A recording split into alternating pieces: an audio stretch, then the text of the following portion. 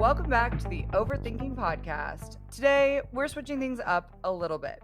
Instead of diving into one of our usual deep dive topics, we thought it'd be fun to just catch you up on life a little. Bri has been in full chaos mode. What's What's new? new? I've had some updates of my own, and we figured it was the perfect chance to sit down, laugh through it, and share some behind the scenes chaos with you. Plus, Bri and I are always standing on business, and sometimes we just want to yap. So, Yeah. welcome to the Yap Sesh. Yap sesh for us. But But first, first, we actually have a this or that recommendation from one of our listeners, and we're really excited. So, would you rather never be able to taste food again or never be able to feel sexual pleasure again? man, I'm thinking about that real hard.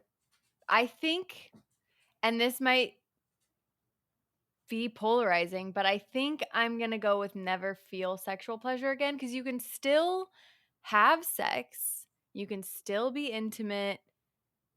I mean, it would fucking suck, but to never be able to taste food again, like if we're thinking about a hierarchy of human needs, food is one of them. So, like, I don't know, food enjoyment plays a big part of my life. Totally.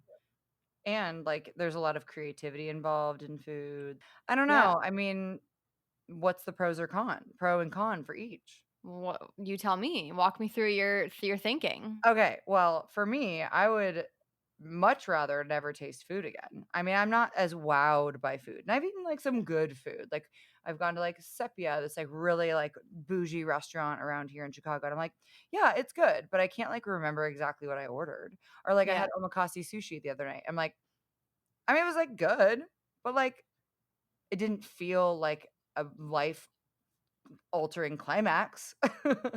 Fair. And I've had a fair share of those that I'm like, "Okay, I can remember how that felt." I'm in love.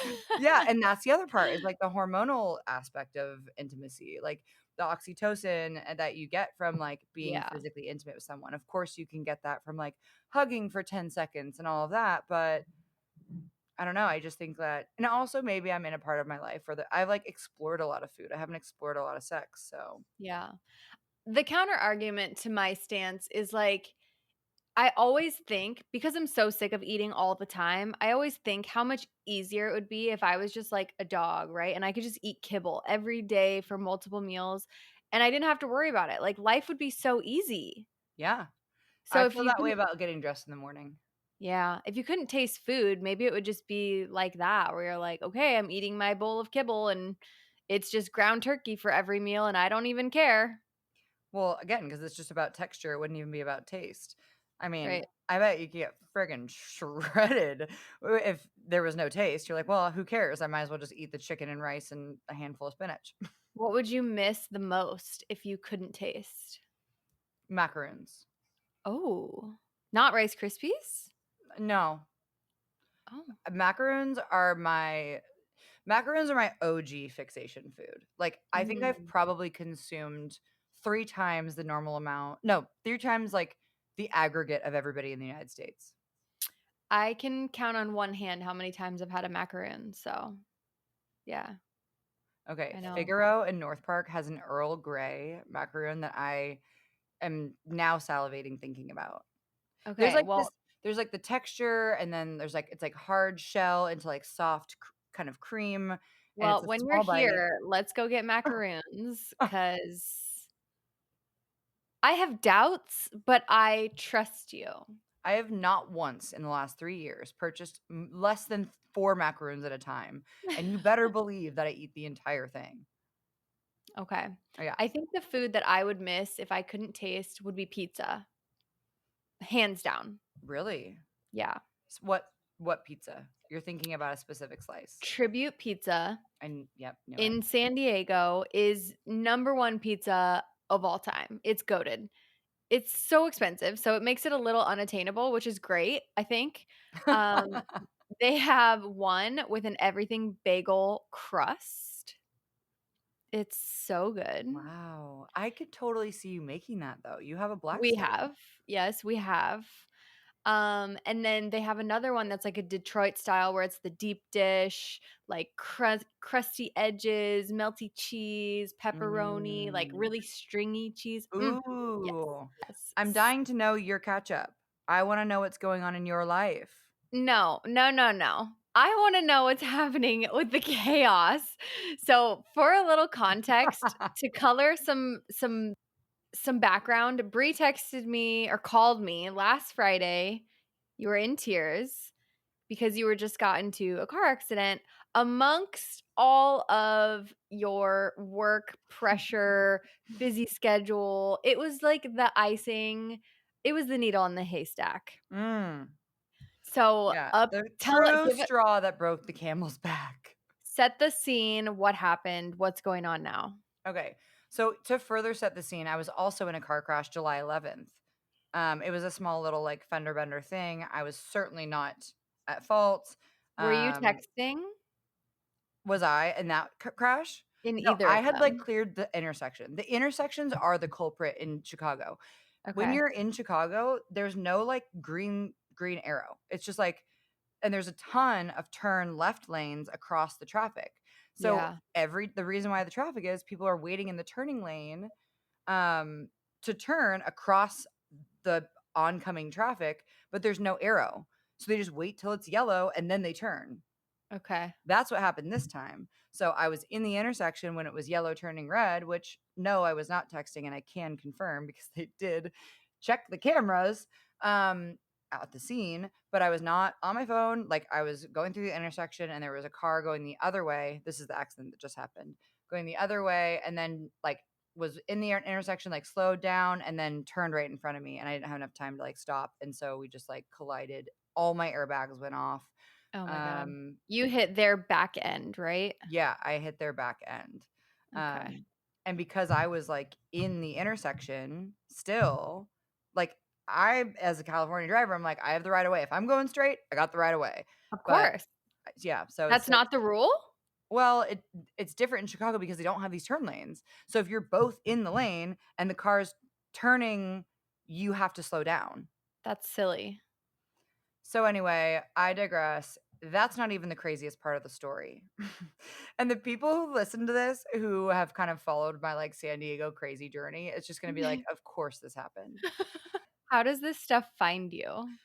You know what? I think there's some universal learning that's like I Is said it to the because universe, I said, "Grow me the fuck up." And I didn't know how health insurance worked. Now I work for a medical facility where I know exactly how health insurance works.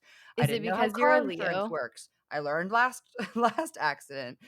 Now I didn't know how renter's insurance works, and that's how I'm learning that now. So Okay. when the car got my car was crashed, these tow guys were first on the scene. They're like, "We'll take your car, we'll clean it all up, we'll take it to the collision place." I was like, "I have State Farm." They're like, "Yep, we work with State Farm. We'll tow it to our collision facility. Like, we'll take care of it." And I was like, "Okay." So Like, you hadn't called your insurance yet? no, which again, I haven't been in many crashes in my life. So Right. when I told the universe, "Grow me the fuck up," they're like, "You should know how to navigate a car crash, probably."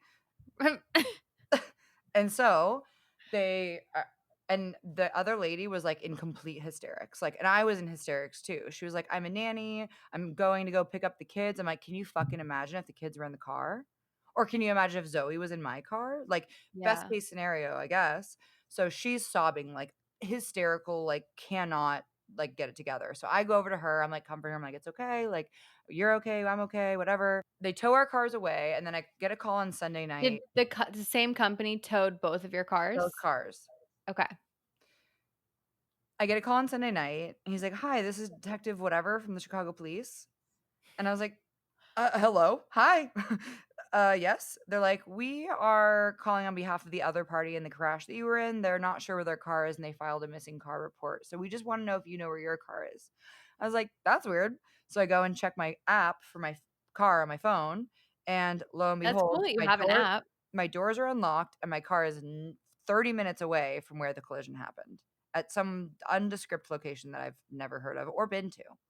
That is Okay. not on the path of It wasn't at, like, a collision center. no, and I was like, I need to be at Collision Champions in Montrose," which is, like, by where I live, and they're like, "Yeah, yeah, yeah, okay, okay." That's not where they took it. So then, lucky for me, I'm like, fuck that. I'm going to go get my car. So the next morning, I finally get my rental car because I couldn't do it over the weekend. Like, what rental company is not open on the weekend? Yeah, what? What? So it wasn't, Hertz was not open. They were just not open. What? That doesn't make So sense. Monday morning, I go get my rental car and I'm like, and Rachel's with me. I'm like, we're gonna go get this guy. We're gonna go, and I have like my martini pick, like my little metal martini pick, which is like my weapon that I Girl, carry you around all the time. need a weapon. You need, like, mace or something. No, I put my metal martini pick in my sleeve, and I was like, let's go get him. So we get there, and I'm like, okay, where is this place? I'm walking around. I'm walking around this neighbor. Like, do you guys know where the towing company is? I did it, and I finally see it, and I see my car behind this gate, and I'm like, oh my god. So I go next door to what I think is the place, and it's a mechanic. They're like, no, we're not affiliated with them. Like, they're like, but here's their phone number. Like, they're our neighbor. So I call them, like, hello, my car is in your lot, and I'd like to get it out and take it to the repair shop.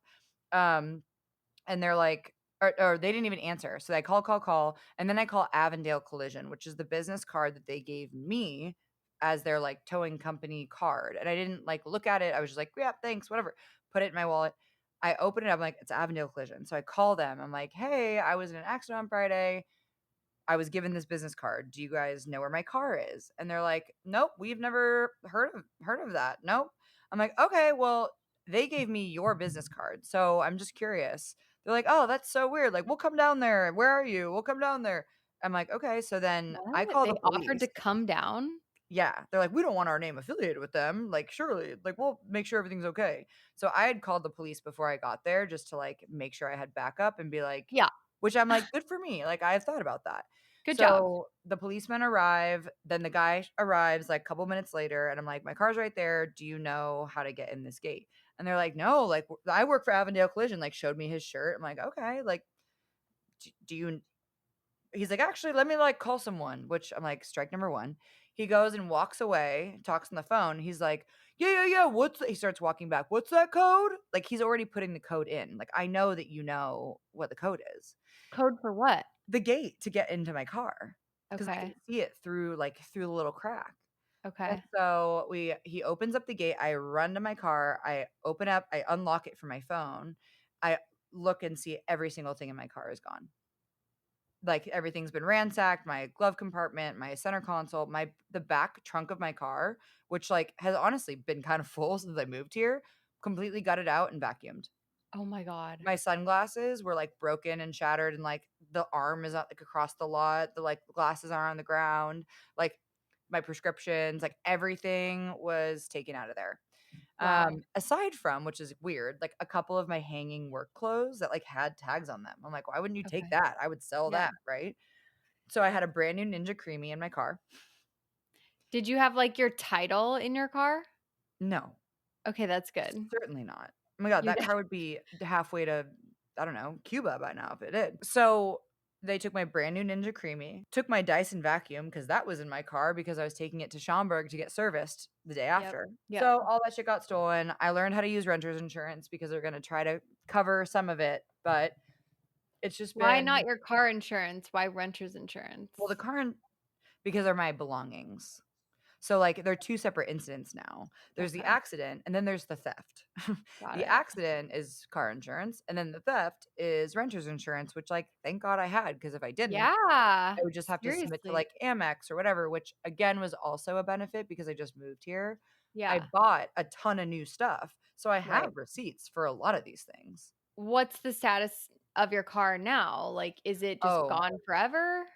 so, while we're in the lot and I'm, like, going through, like, hysterically crying, all my shit's gone, this guy is, like, pacing back and forth, like, where's the tow truck coming? You guys gonna tow the car out? What's going on?" Like, we're, like, trying to rush us out, and I'm like, "What are you talking about? I'm gathering what's left of my belongings." Like, obviously, he's part of this, like, ring, Yeah. and so after all this, he, like, rushes us out. My, like, insurance agent's like, "We'll send a tow truck, like, just go home, whatever." I'm like, "No, I'm gonna stay until they," and she's like, "No, like, go home, like, you don't wanna be there. This is a Yeah, bad you don't neighborhood." wanna be there. So I'm like, I Was go Rachel home. with you? Rachel was with me, yeah, luckily. And, like, again, I probably would have, like, had someone come with me, Yeah. but, like, I was really glad I called the police. And then so he rushes us out, and I'm, like, devastated, right? All my things are gone. So the company's fake. The guy was, like, rushing us out, yelling at us, and then the police officers turn their mics off at the end or turn their body cameras off, and we're like, "Alright, so here's what we Wait, want." why? Because they wanted to tell us, honestly, that this is something that happens all the time. Why'd People they get their turn their cars camera off, though? because they're not supposed to, like, tell me insider information like that. And here we are sharing with our podcast insider information. Yeah, I don't care. And then they're like, "All right, we're taking the cameras off. Like, this happens all the time. They're tow vultures. Like, make sure to tell all your friends. Always double check that your insurance was the one who ordered the tow truck." Like, they prey on women all the time. They listen Wow. to the traffic reports, which are public knowledge, and wait for crashes to happen. And when they do, they go to the scene and try to get people to give them their cars. Like, Cook County Towing is not even a company. I tried to Google it. Cook County Towing, I tried to Google it. It's not even like a Google business. Have you gone down the Reddit rabbit hole of, like, looking into this? No. Well, okay, now this episode is a true crime episode, That's and how I felt. I was like, "I'm gonna get this fucking guy." we are all going to go down the rabbit hole of finding who these vultures are, at least this one quote unquote company or scheme. I think, like, the hardest part of it all was, like, so after the car crash, I went to Northwestern Hospital. They, like, put me in this, like, big sea collar, and I'm, like, sitting there, and I'm like, "Oh my god, this is, like, the most devastating," like, so embarrassing, like, just sitting there with, like, a sea collar, and, like, I'm at the emergency room. People's like, You had like the cone of shame. yeah, I had the cone of shame like a dog, and this person's like fibula is broken. I'm like, I shouldn't really be waiting here. So I was like, honestly, like, I work at a medical facility. Can you guys just let me go? Yeah. And I was able to, like, get let go. But I think the hardest part about this is everyone was like, but at least you're okay. And it's like when you're in that, like, traumatic of a situation, like, that doesn't resonate with me. Like, Yeah. literally, like, today and yesterday, it was the first time it really, like, hit me that I was like, oh yeah, like, I for sure could have died. Like, for sure. Were you like scared when the airbag went off? Oh, so scared. My car smelled like it was gonna explode. Really? Yeah, it smelled like smoke and gasoline, Oh my and they put god. it on the tow truck, and I was just like, "I don't know. I don't know if it'll make it." Yeah, wow. I have been in accidents, but never where the airbags went off. That's so Me either. terrifying. Yeah, and so I think my car is totaled, we're not sure, but honestly, like, So is your that car at a collision center now? when my insurance agent, she was like, "Go home, rest, I'll take care of everything." She did order a tow person, and then the next day I checked in, I'm like, "Hey, did you actually retrieve my car? Like, were you able to?" And she was like, "Yep, got it." Like, sent it to collision, so now I just have to wait and see, like, what the next steps are. So, moral of the story is you need to trust people less, I Yeah, guess? and getting car crashes less. Yeah. And maybe like take public transit for a while. Well, I tried to do that, but unfortunately, where I live, public transit's not really an option Why? because 'cause I'm not close to the line. I'm not close to the metro Um, over here. I'm close downtown, and I'd say at Rachel's, but not up here. Can I tell you one last little detail? yes. Okay, so you know how I'm, like, in this sea collar in the hospital, right? And I'm like, "Get me Yeah. the fuck out of here." All I really cared about was the fact that I had a football game the next day. It was the first game of the new season on my new team in my new city and all the things. I took muscle relaxers, I put a lidocaine patch on, I did all these things. I woke up on Saturday morning and I was like, "I'm gonna play the best game of my life today." And I did. I got, like, player of the week. I had, like, an interception, a pick, I sacked somebody, I, like, did all these, like, I had a touchdown. It was, like, the best game of my entire life. I'll never play as good as I played that day. But I couldn't talk about it because I was supposed to be not feeling well. Because of work. Yeah, or, like, or even just, like, for the insurance claims and all this stuff. But it's like, as an athlete, I've just learned to, like, manage when your body feels like shit and you just, like, keep going through it, which isn't, like, a good thing, but I was gonna say, there's an episode that we've done where you're like, listen to your body or your body will handle it for you. So yeah, maybe this is that reminder. this is that reminder. Okay, I wanna hear some lighter life happenings. I know you have some lighter things, but things to share. Yeah. I mean, my life is way chiller, it sounds, than yours. But I think that's why we're friends, is because we balance each other out. Yeah, I someone's gotta be bring the entertainment. I am your arm floaties. I help you stay afloat. I'm your married, boring friend that will just keep you grounded, and whenever you need to come back to earth, I'm here. I'm your rock. Mhm, mhm. I will answer your phone calls when the chaos ensues. But yeah, things have been pretty chill over here. I did get my hair cut, It and I looks love it. so good. I I can't chopped believe how off different it looks. I know. I chopped off like 4 inches, and I do still have extensions because my hair is very thin and I like a little more voluminous look, and I've been rocking my natural curls. So that's what's going on in the beauty scene, but everything else has pretty much just been like podcast development, and we are now on YouTube. I've been putting a Yes. lot of content for us on YouTube to have another channel. What I love about the YouTube is there's a community board. So if our listeners have questions or just random opinions or this or that you think of, or you want to just like yap about something, there's this big space for just a community board, which is great. Interesting. I did not know YouTube had that. I didn't either. All this is new to me. I do kind of wanna talk more about your hair. Can we talk about your curl journey? Yeah. So, curly routine. I need tips from the curly girls. I think I have like a wavy curly hair and it gets weighed down really easily. So, it's been a challenge to find the right products. And for a while, I was just like rinsing leave in conditioner and like letting it air dry. And it was like great, but it didn't hold past, like, the first sleep. So, now I found, like, a lighter gel that has been Mm. holding my curls. I still am, like, lacking a little bit in, like, the volume, but, Is the you gel know. crunchy? No, you scrunch it out, and it like, this is a lighter gel, so it feels, like, way nicer. Okay, so what is the point of the gel? To, like, keep the form of the curl without it frizzing out? Yeah, it, like, forms the cast while it's wet, and then A you scrunch it out. cast. Yeah, and then you scrunch it out. A cast, that's a new term. The curly girls know what that means. Okay. Okay, Yeah. so then you put it on when it's, like, half wet or, like, damp? No, you put all your curly products on when it's sopping wet. Oh. So I do like a curl cream and then leave-in conditioner, curl cream, and then so I do a gel and then I got this styling brush specifically for curls. So it's got like these like on the inside it's like little frizz eliminator bristles and then on the edge of the brush there's like bigger, thicker chunks that separate the curls, so they form like a nice spiral. That's probably Cool. been the best helper because my curls get so sensitive to, like, touching and brushing that the more that I fuck with them, the straighter they'll be. But the curl brush has really been helpful at, like, sectioning smaller pieces of hair. Yeah. I will say that the hair care products that have been an ultimate game changer recently are Amika. Have you tried Amika products yet? No. From Sephora? Sephora carries them, yes, but you can get them on their website. You can get them at Yeah, any yeah. like beauty store, I think.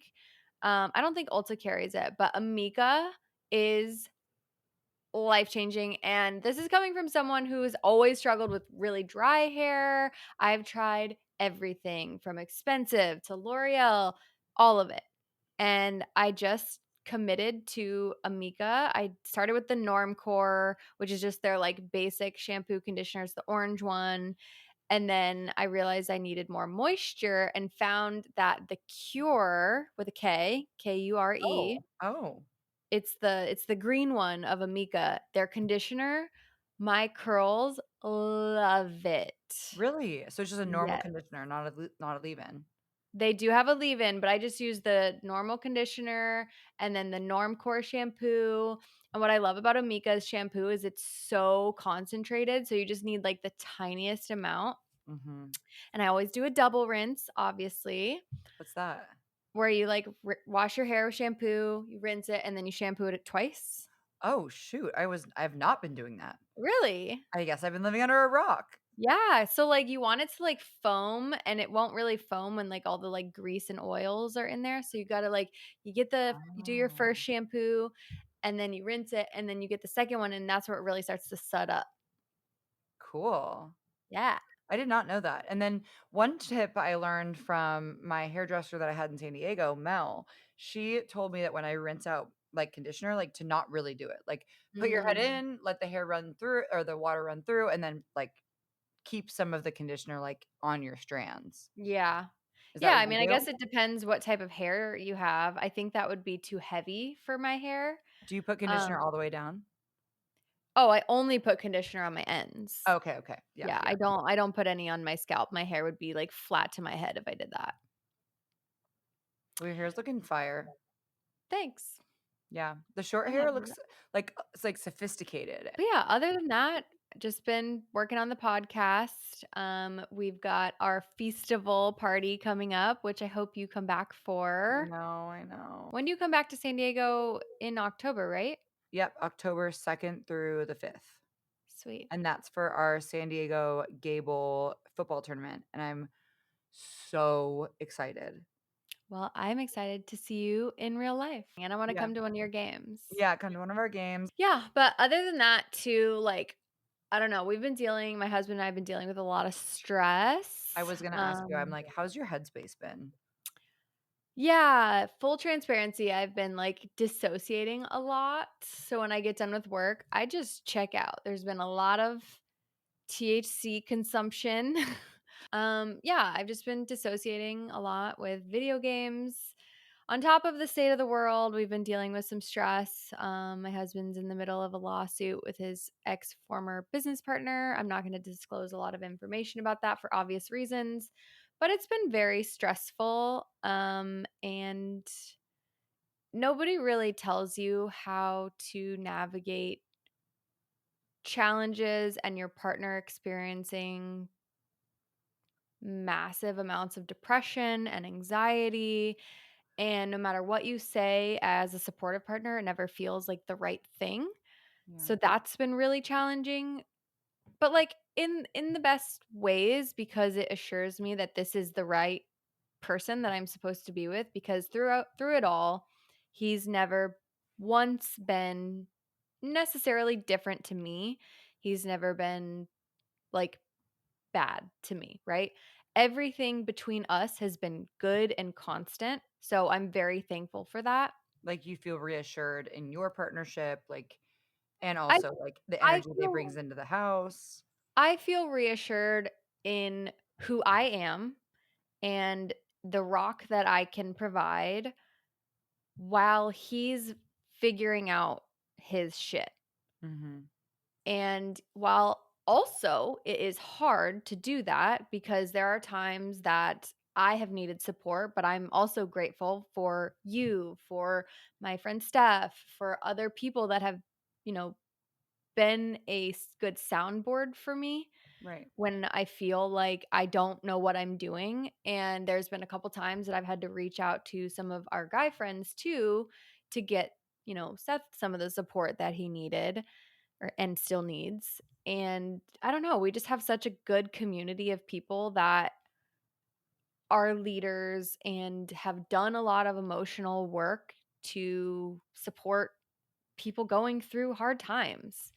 Yeah. And I don't think a lot of people have that. So I'm very thankful for that. Yeah. But all that to say, it's been a fucking bitch of a year.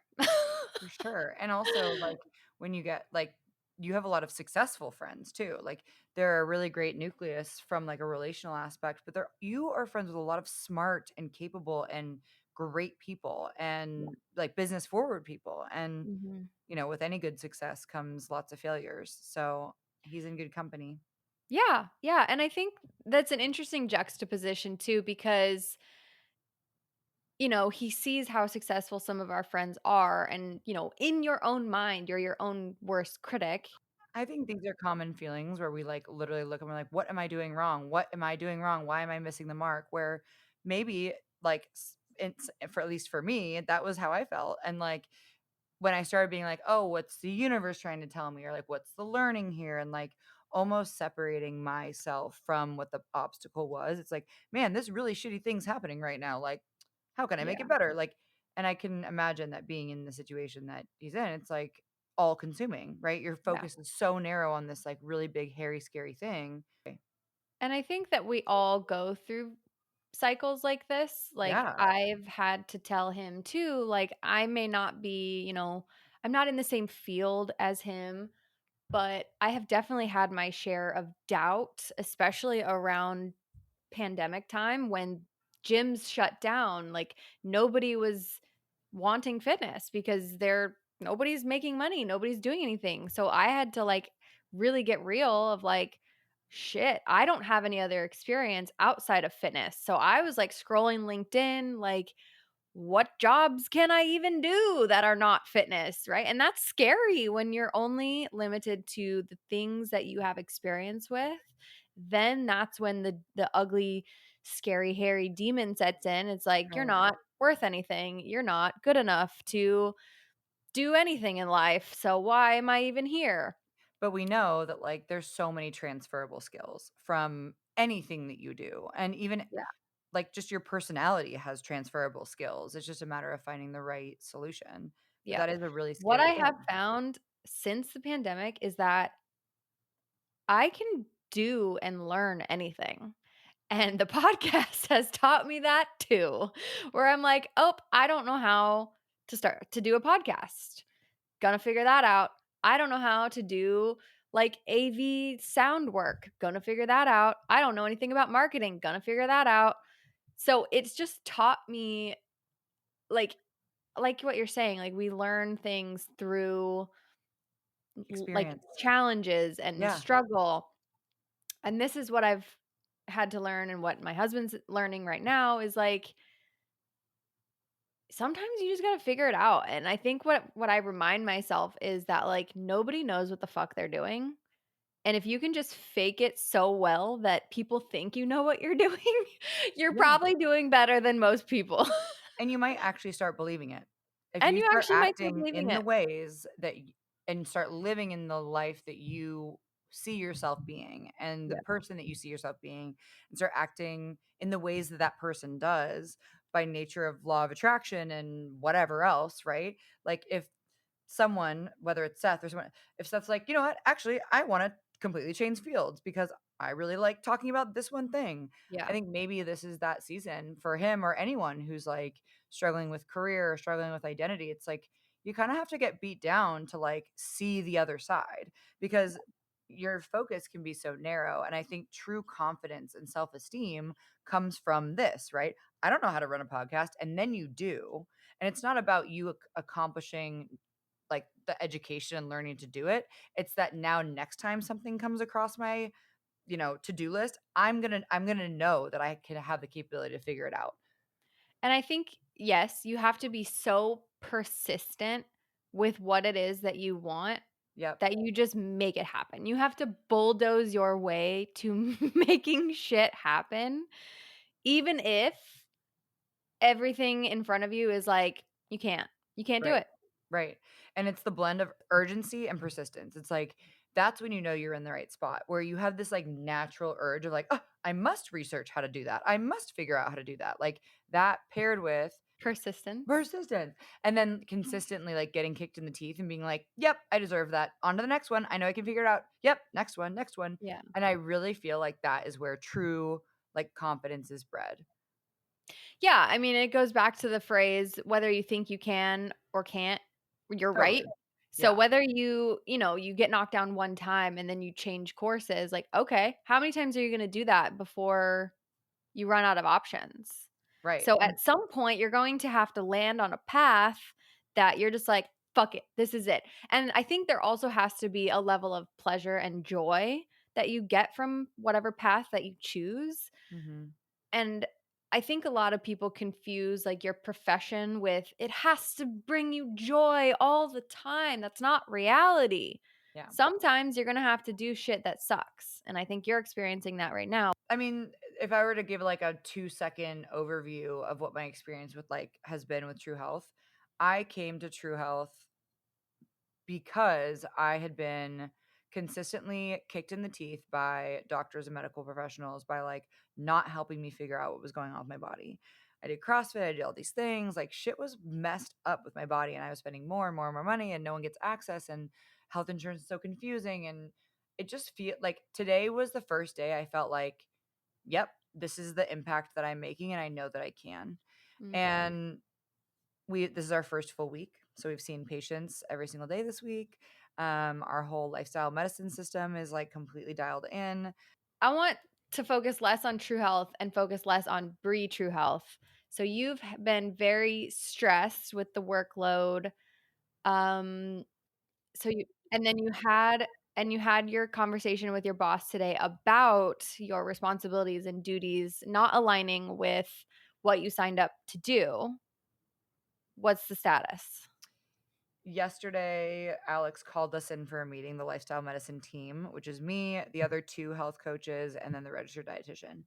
And he was like, come on in. Like, and I've been asking for a while, like, I need like an updated job description because what I was hired here to do, I'm not really doing at all. Um, Instead, I've kind of put myself into a COO position. So, yes, I can do functional movement screenings in my sleep, I could do functional movement screenings in my grave. So what I'm doing now is I'm overseeing the entire practice essentially with the practice manager. Did And you so get a my raise? role, yes. Yes! Amazing. And so I put a couple things together. I emailed him job description, what I'm actually doing, what I think True Health needs to succeed, and why I think I'm the best person for I it. love that. Put my bottom line. I actually had my friend Penelope help me a lot. So big shout out to Penelope for helping me. She's just such a What queen. I love about this the most is like you're not just walking into your boss's office saying, "I deserve a raise." No, You're bringing evidence. So, this is the takeaway from this little segment that if you want something in life, keep receipts. Show them your worth. If you know that you're worth something, show them. And what you did with your boss, you got rewarded because you were like, look at all this shit that I'm doing. And if you want this to be sustainable and if you want me to stay around, this is what it's going to take. And you're totally. unwavering about that. So, congratulations. Thank Good you. job. I'm proud Thank of you. you. So I feel really empowered by that. I'm really proud of myself. I don't like talking about money. Money really scares me. But I think up until kind of maybe this year, I've let the fear run my relationship with money instead of me run the relationship with money and then have something to be scared of. Like, there's never been a point that I was like really in dire straits. So why am I so scared? I think when it comes to like, we spend so much time doing our career, right?